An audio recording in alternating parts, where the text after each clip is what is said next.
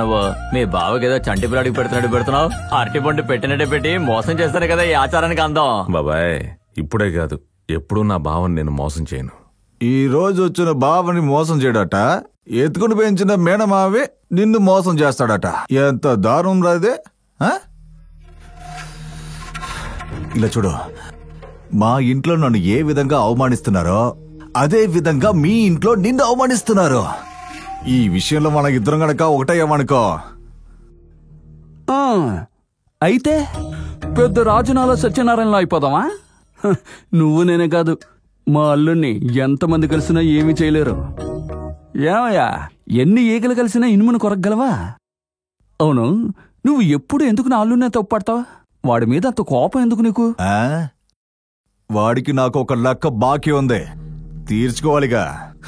లెక్కోడొక్కో నా మేనల్లుతో పెట్టుకోకు. వాడు అట్ట కాదు, కత్తి, రెండు వైపులో పదునున్న కత్తి.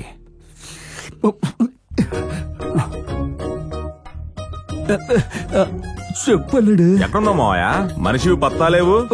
గుడికొచ్చాను అల్లుడు. రామోయా, అన్ని నువ్వేగా రెడీ చేయాలి. ఇదిగో వచ్చేస్తున్నాను.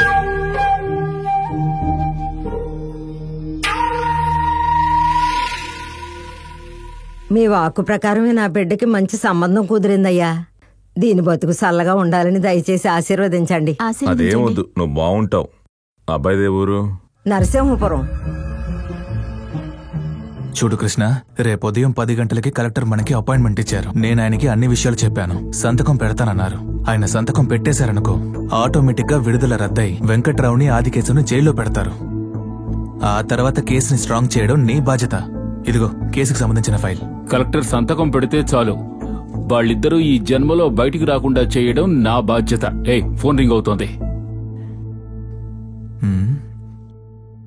చెప్పు పారు. ఎక్కడున్నారు? మేమంతా థియేటర్కి వచ్చేసాం. సరే, మీరు థియేటర్లోకి వెళ్ళండి, నేను 10 నిమిషాలు వచ్చేస్తాను. సరే. ఏంటి, సినిమాకి వెళ్తున్నారా? అవునరా.